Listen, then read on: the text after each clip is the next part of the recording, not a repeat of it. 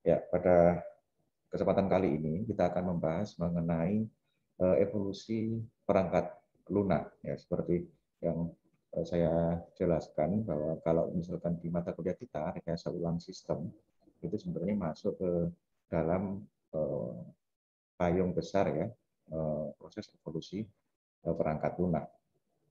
Nah ini saya ambil dari buku Software Engineering, judulnya Software Engineering ya, punyanya Ian Sommerville tahun 2011. Ya, ini kita untuk pertemuan minggu pertama ya.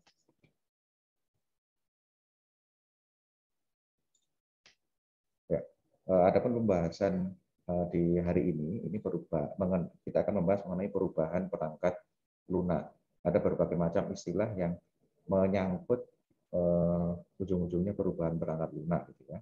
Ada ya ada yang kita ketahui ya evolution, ada maintenance, gitu ya. Itu nanti kita akan bisa ketahui semua beda-bedanya apa, gitu ya. Kemudian model pengembangan dan model evolusi perangkat lunak.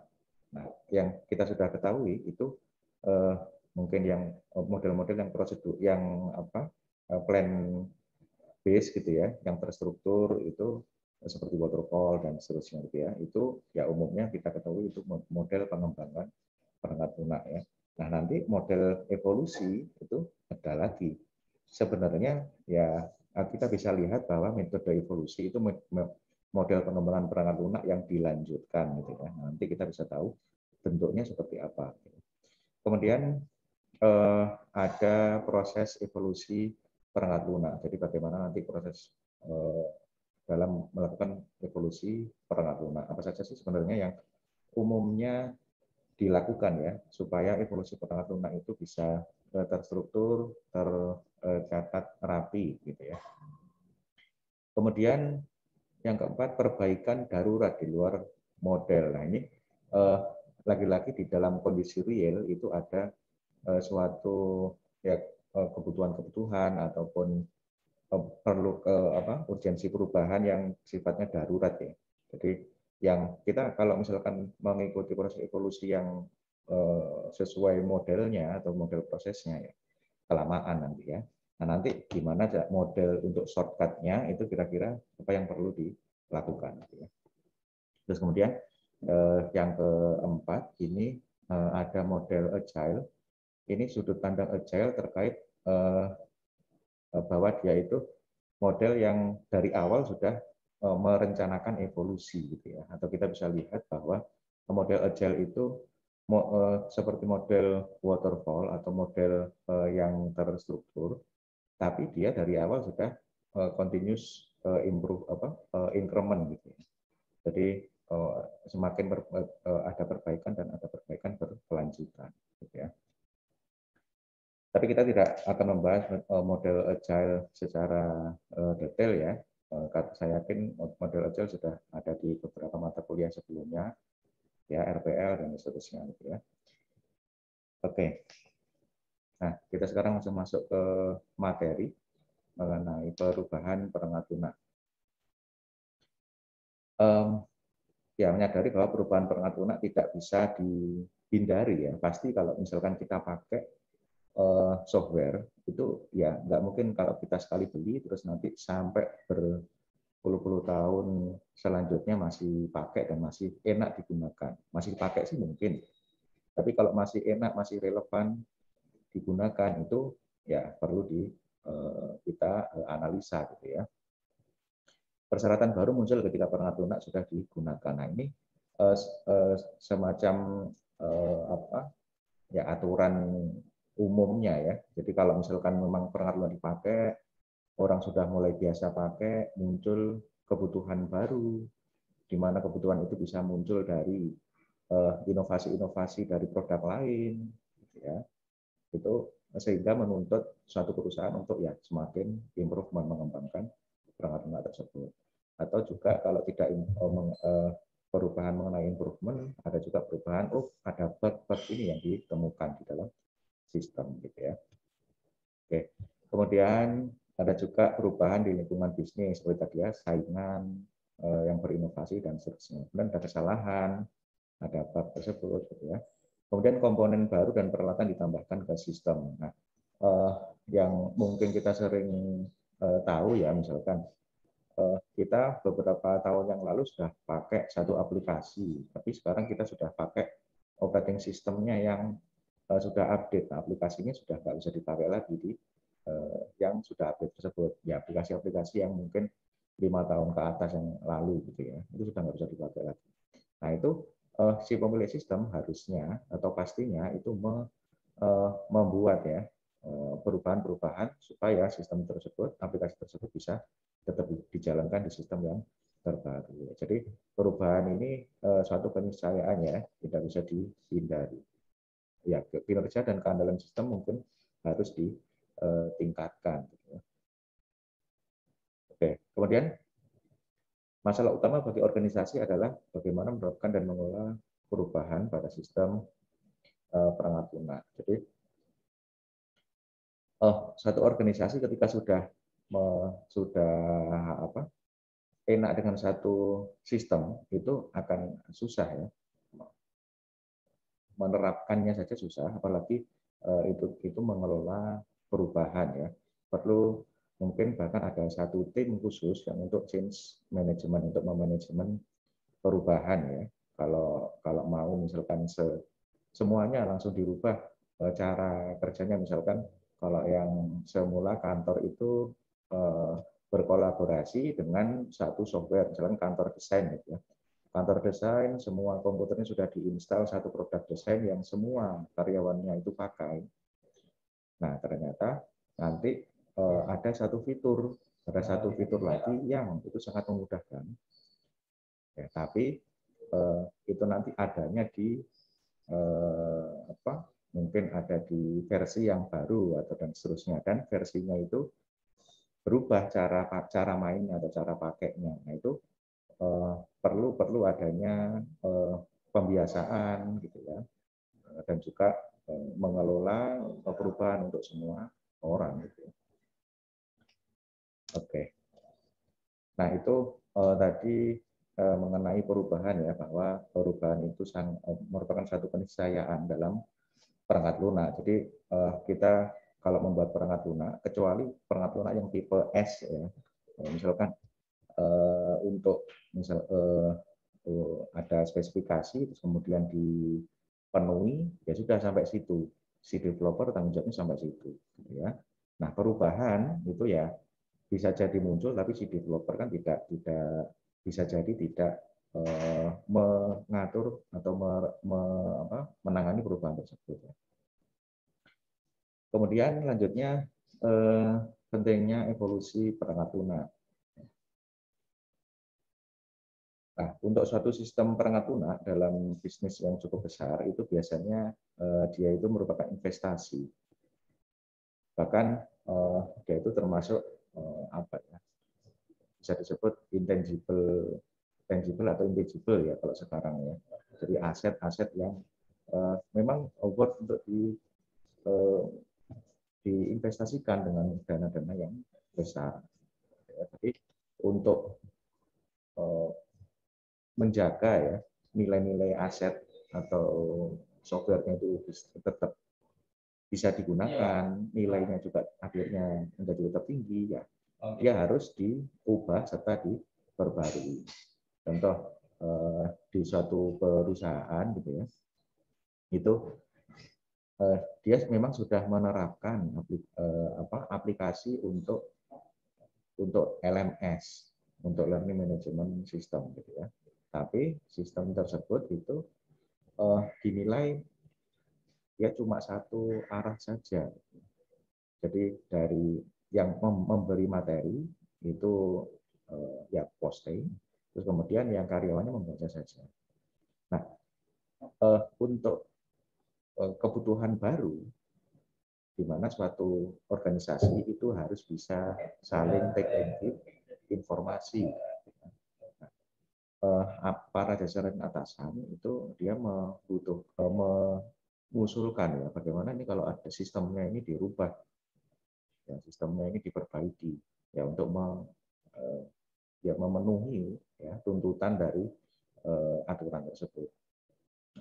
Ya akhirnya ya dia perlu diubah supaya aset aplikasi tersebut yang di awal sudah dibuat mahal-mahal gitu ya, itu ya tetap bisa dipakai. Gitu ya.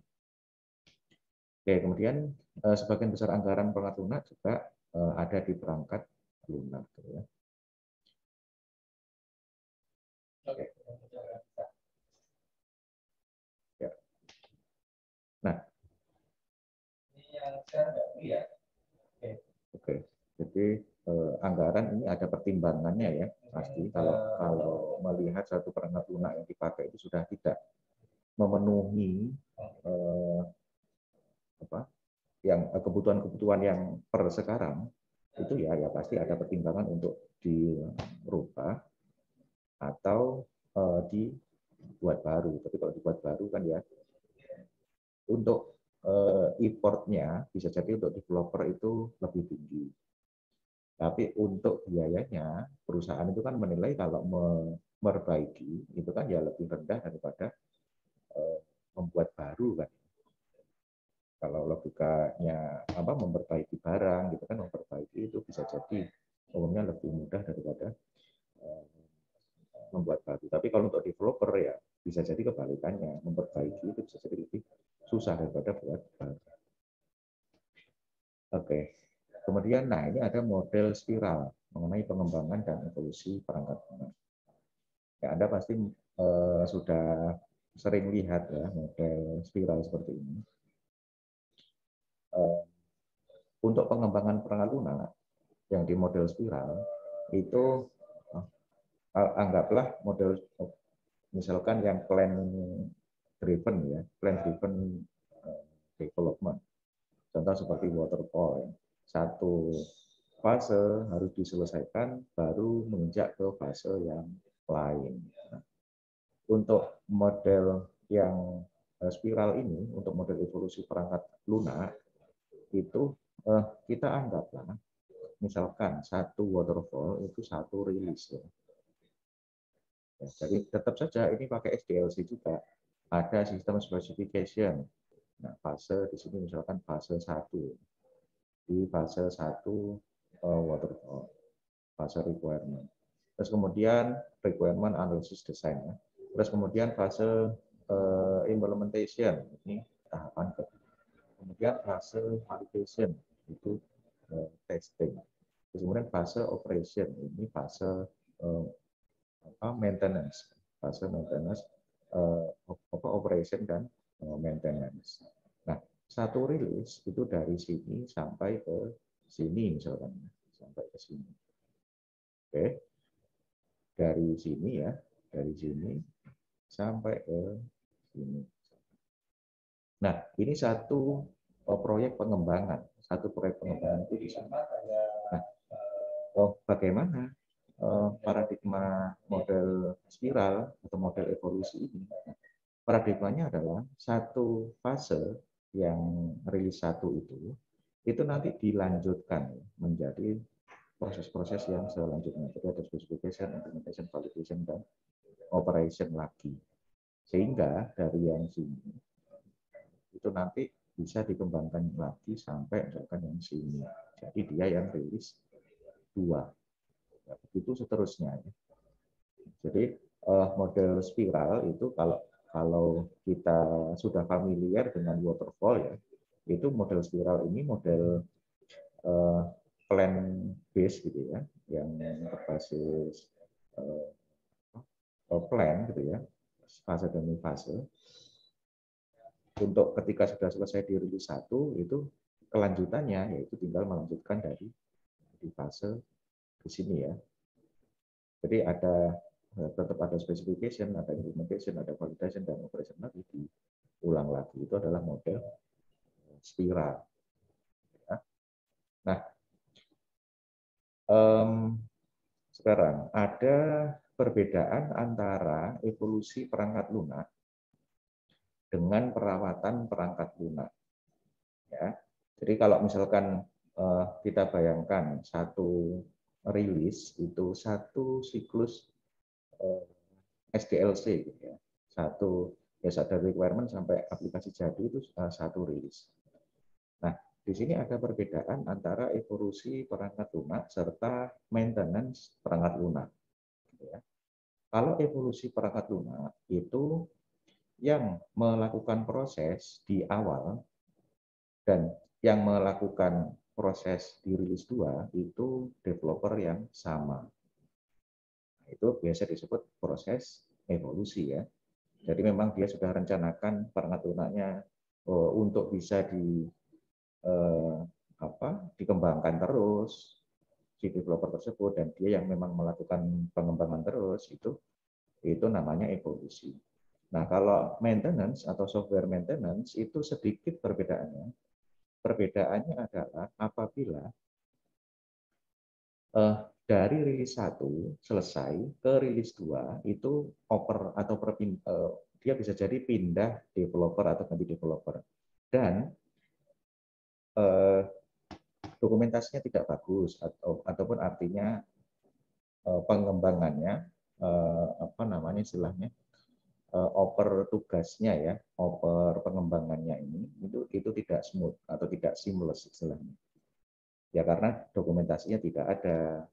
Terus ini yang diserahkan ke end user cuma kode saja, nggak tahu ini skemanya gimana, nggak tahu dokumentasinya ya bagaimana. Nah itu biasanya disebut maintenance ya karena bedanya antara yang evolusi dan maintenance itu ada di utamanya ada di adanya fase program comprehension atau memahami program.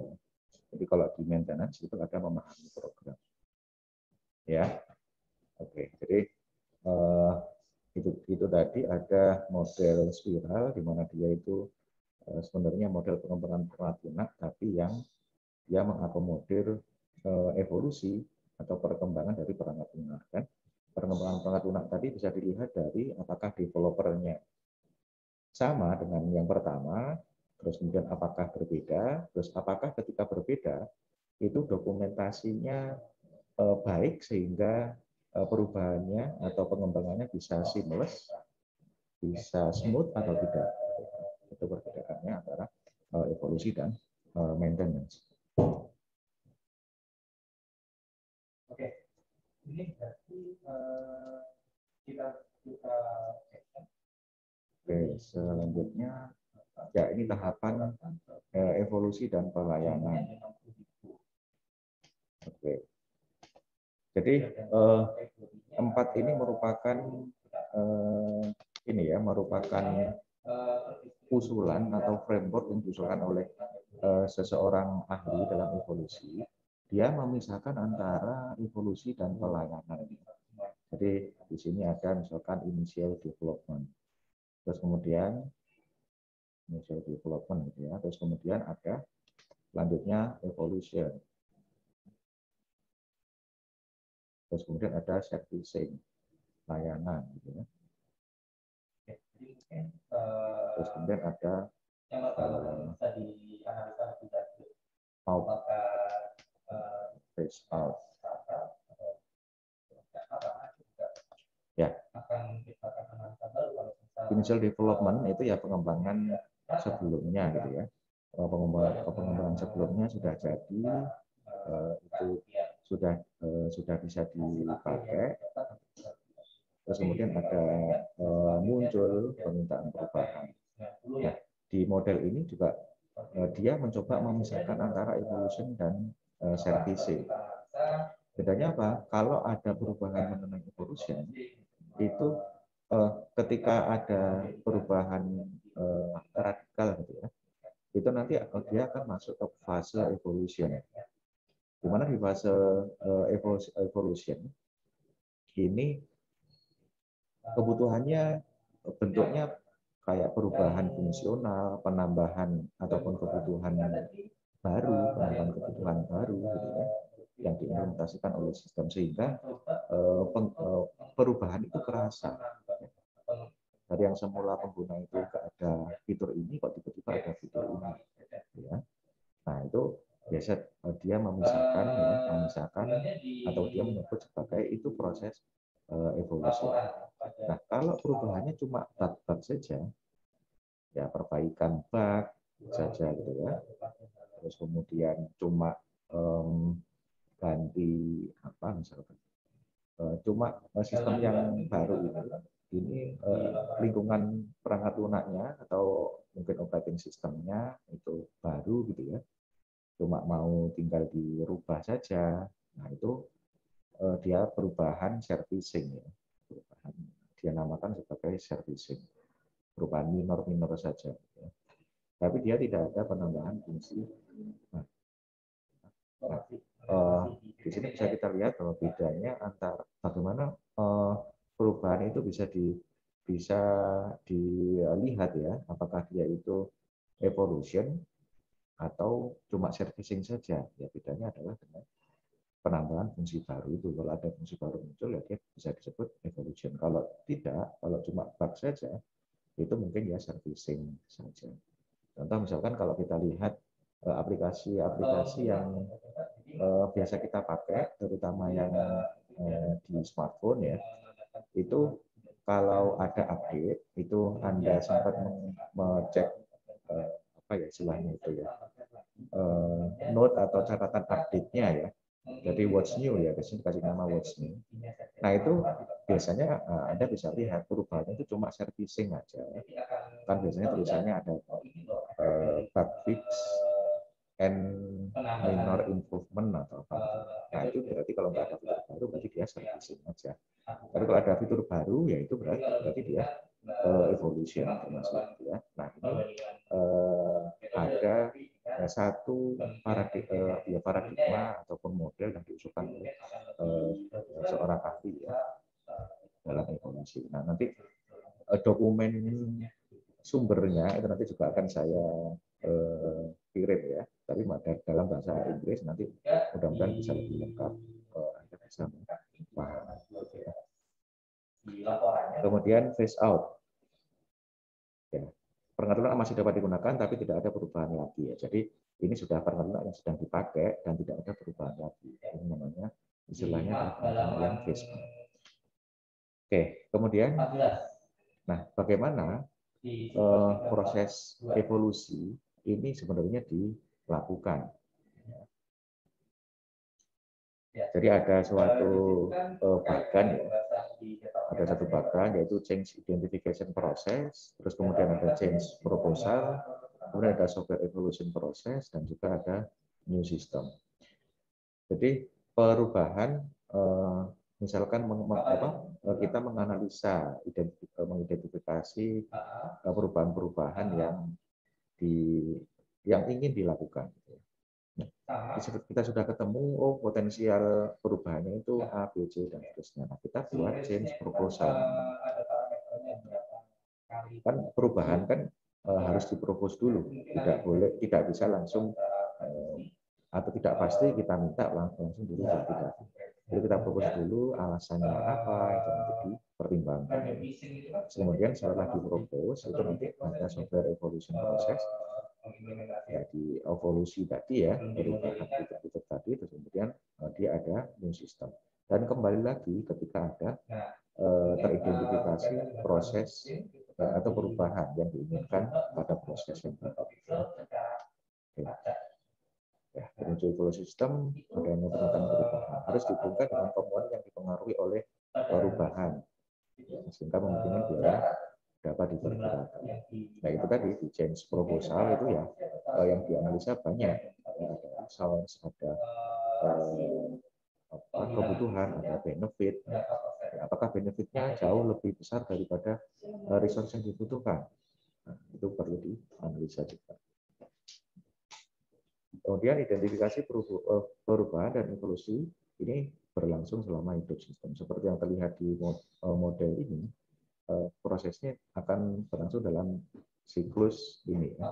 Jadi kalau sudah new system running, ini change identification itu tetap akan atau ya bisa disebut pasti ada juga.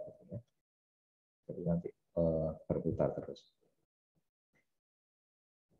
Oke, nah Nah, ini yang tampilan yang lebih atau model yang lebih detail daripada proses yang tadi ya.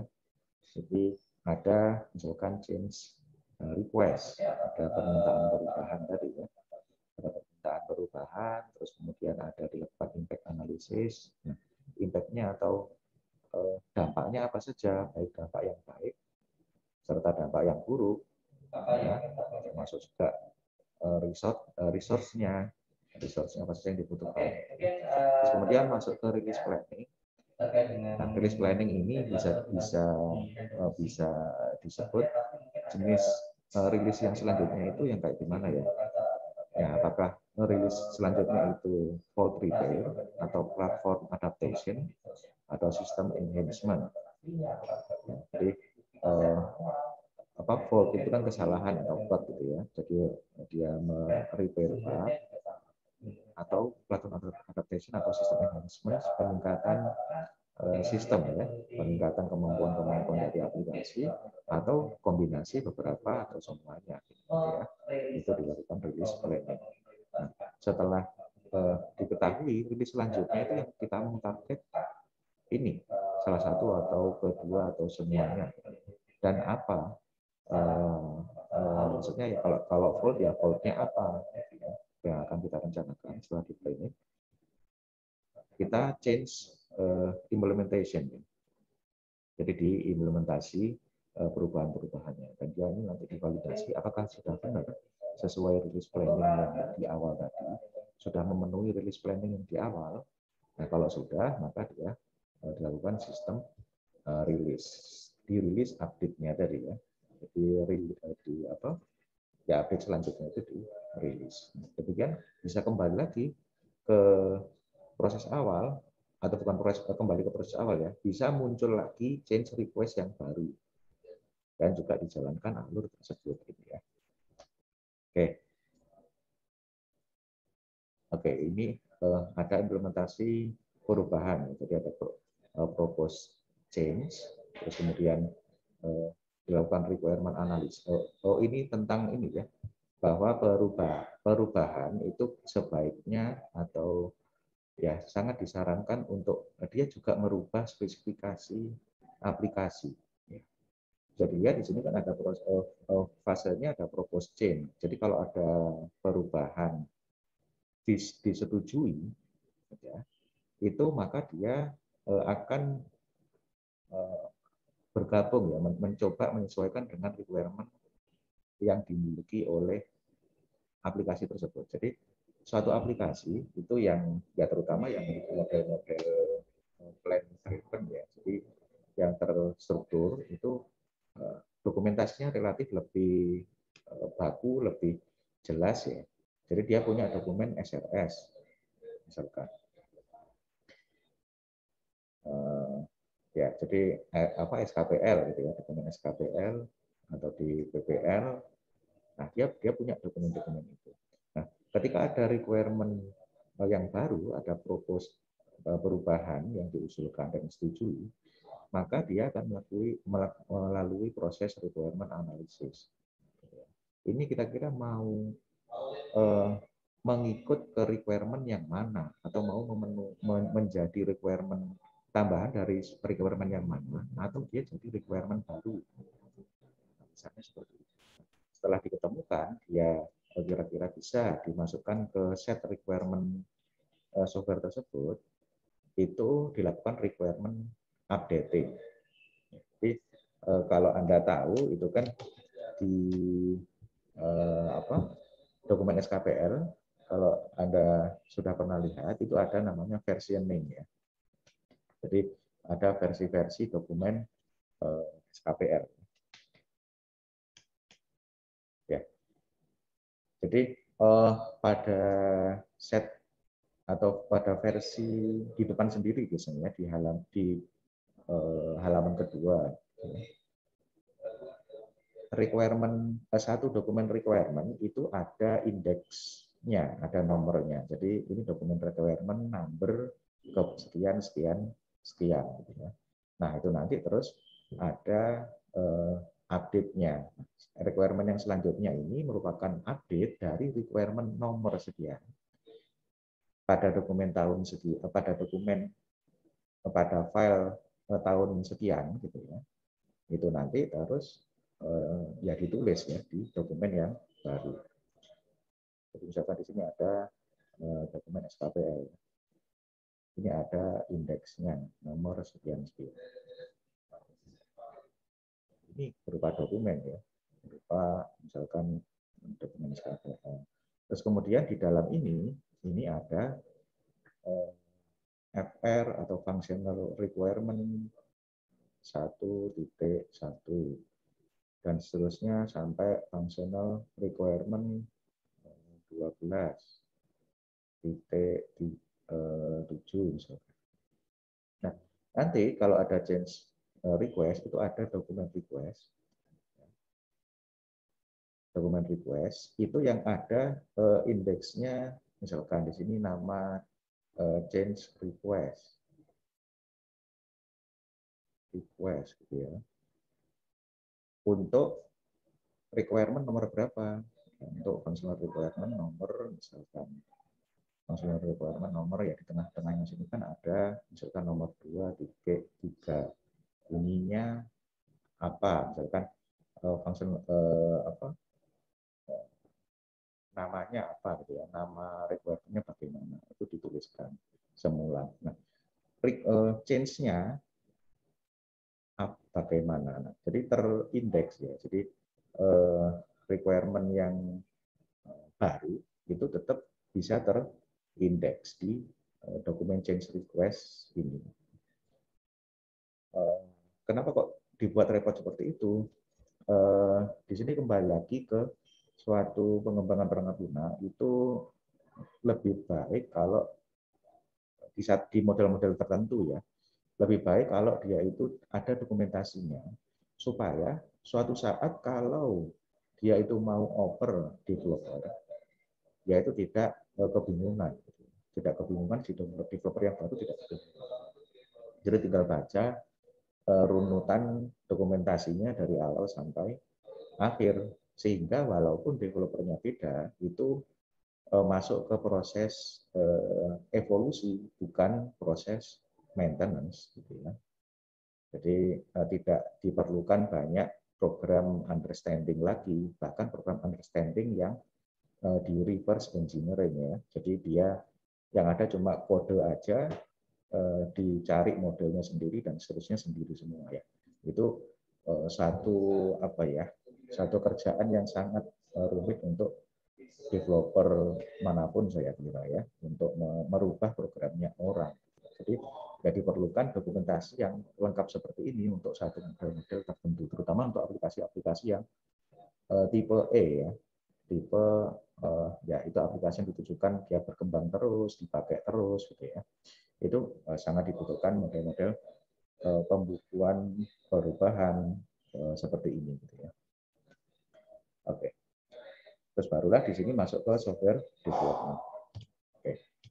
Kemudian ya, implementasi perubahan, iterasi proses pengembangan sistem dirancang, diimplementasi dan diuji. Ya, ini mengulang lagi dari penjelasan saya bahwa perbedaan antara itu tadi ya, evolusi dan juga maintenance itu kalau yang evolusi developernya dari awal dan yang melakukan proses perbaikan evolusi itu adalah developer yang sama. Nah, kalau yang maintenance itu tidak ya. Kalau maintenance itu tidak.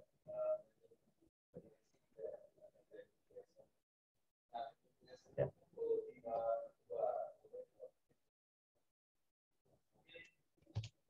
Kemudian nah kalau kita atau seorang developer terpaksa masuk ke fase ke apa maksudnya ke proses maintenance, dia sudah bukan nggak bisa evolusi lagi, dia mau nggak mau harus maintenance. Nah itu kan harus ada satu fase yang membedakan tadi, ada fase pemahaman program. Ini nanti proses yang harus dilakukan itu ya perlu pemahaman ya, dicari struktur programnya bagaimana, terus behavior programnya bagaimana. Jadi paling tidak diketahui struktur behavior ya, terus kemudian menganalisa perubahan yang dilakukan itu ada impact-nya enggak sama program itu.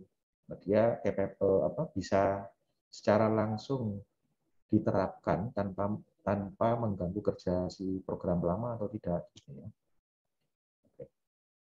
Nah, selanjutnya ini sudah ganti poin lagi ya, sudah ganti poin. Tadi mengenai permintaan perubahan yang urgent dan mendesak, yang dia itu nggak bisa mengikuti model yang runut tadi.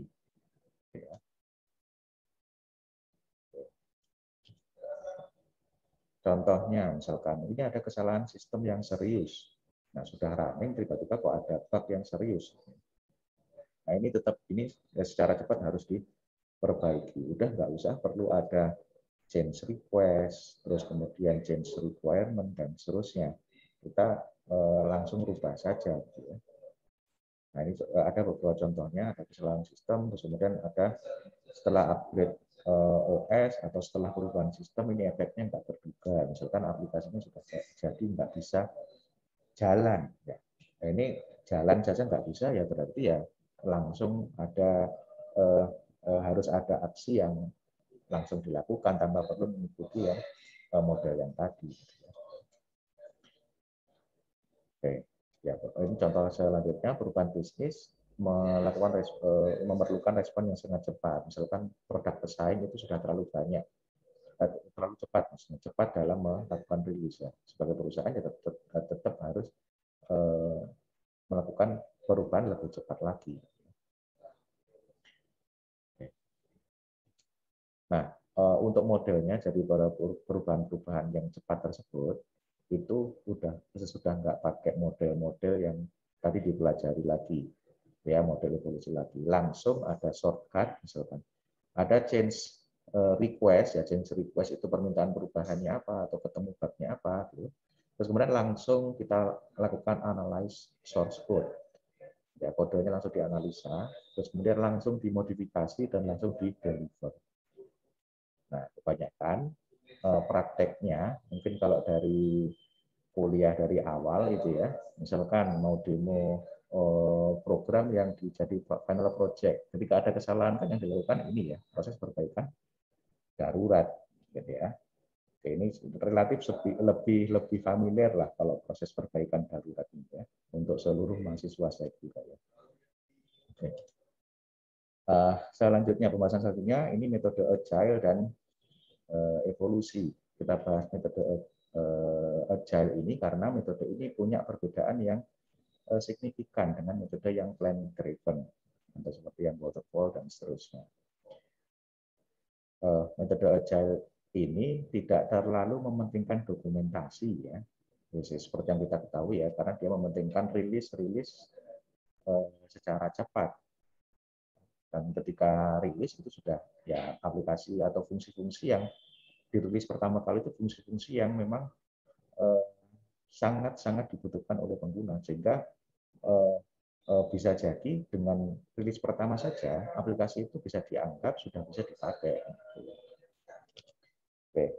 Kemudian di sini metode agile berdasarkan pada pembangunan incremental.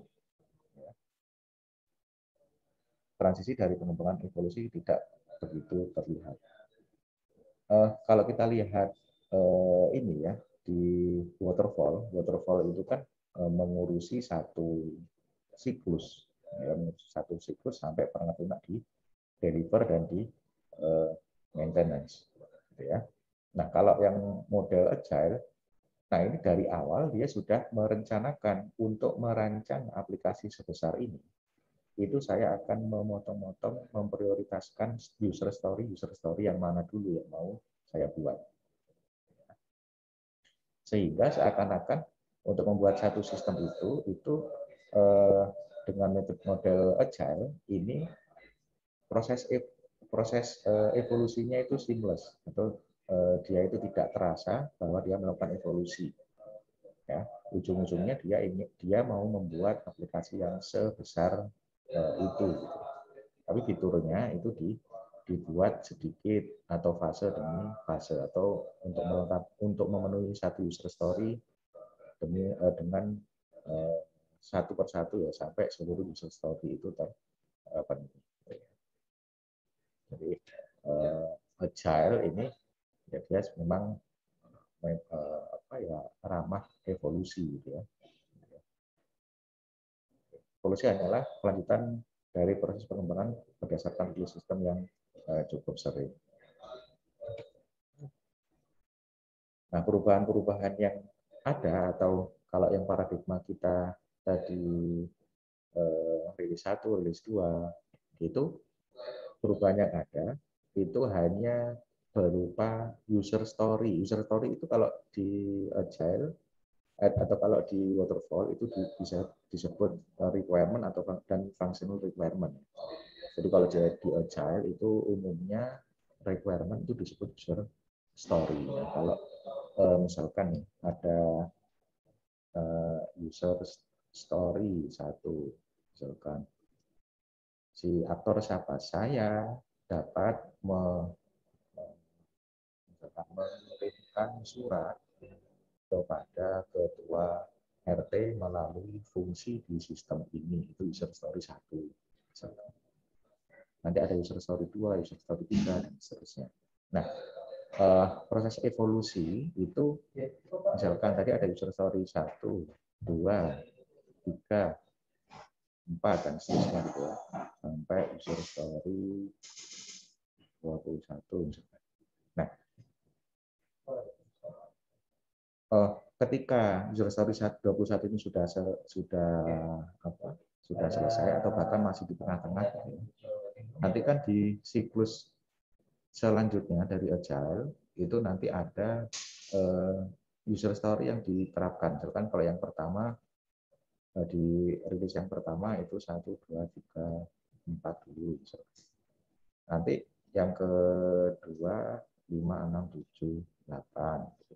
Nah, di sini itu kita bisa lihat di sini kan satu proses pengembangan sendiri selesai, dan ini yang kedua ini kan bisa dilihat sebagai proses evolusi. Ya. Nah, jadi yang di agile itu dia memang dari awal planning seakan-akan memang evolusi setiap waktu. Memang dia model yang ditujukan memang untuk berevolusi gitu ya. Oke, masalah-masalah yang mungkin muncul. Nah, ini masalah kaitannya dengan ketika ada perbedaan antara perbedaan preferensi model pengembangan ya antara developer dan yang melakukan maintenance. Yang satunya mungkin suka plan driven, yang satunya suka agile. Ya, contoh ini ada permasalahan yang muncul ketika tim pengembangan menggunakan pendekatan agile, namun tim evolusi tidak terbiasa dengan agile. Jadi dia sukanya plan based. Jadi yang buat aplikasi itu aplikasinya dibuat pakai agile. Nah, yang melakukan maintenance itu dipakai plan driven, ya, pakai waterfall, sukanya pakai yang plan driven. Masalahnya apa? Tim evolusi mengharapkan dokumentasi rinci untuk mendukung evolusi, namun tidak disediakan dalam proses agile. Ya pasti saja kalau aplikasinya dikembangkan dengan agile, itu ya pasti nggak banyak dokumentasinya, karena memang titik poinnya agile itu bukan dokumentasi, ya itu bukan dokumentasi. Masalah yang timbul bisa jadi seperti itu. Sebaliknya, kalau tim pengembangannya ini menggunakan plan base, tapi yang melakukan evolusi ini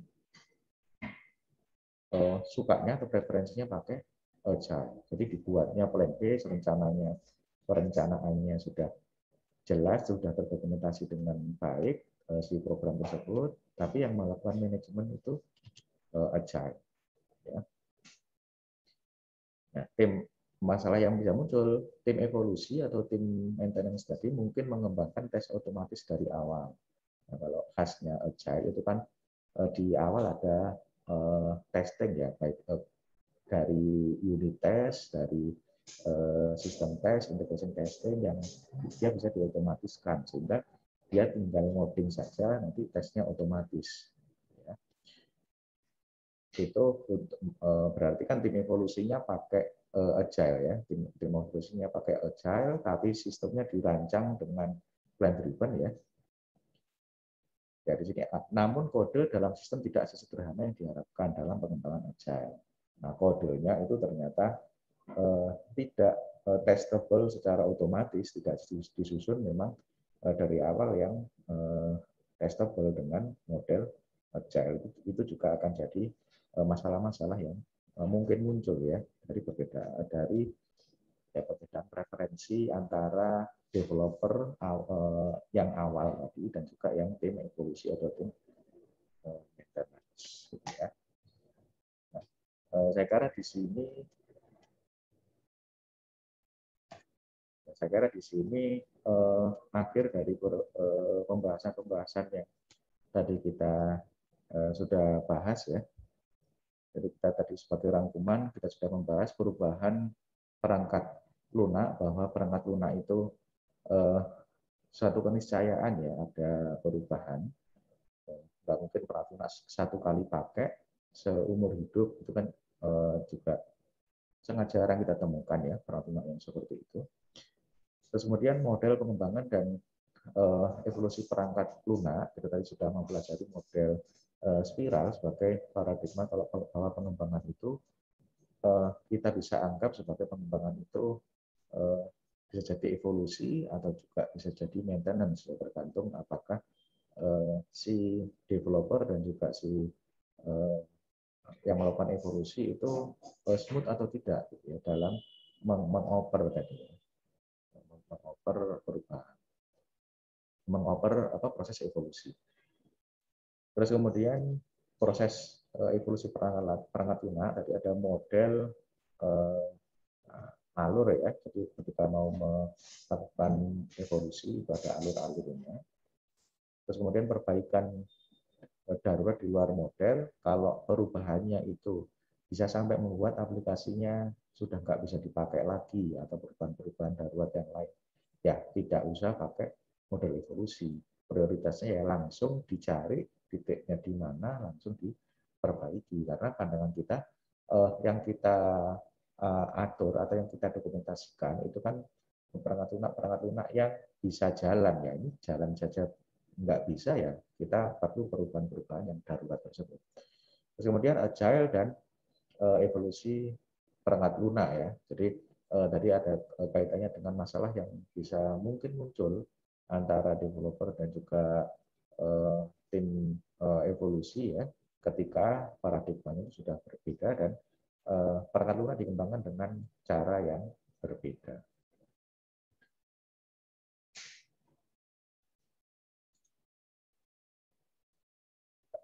Kemudian materi hari ini untuk selanjutnya adalah sesi tanya jawab dan diskusi.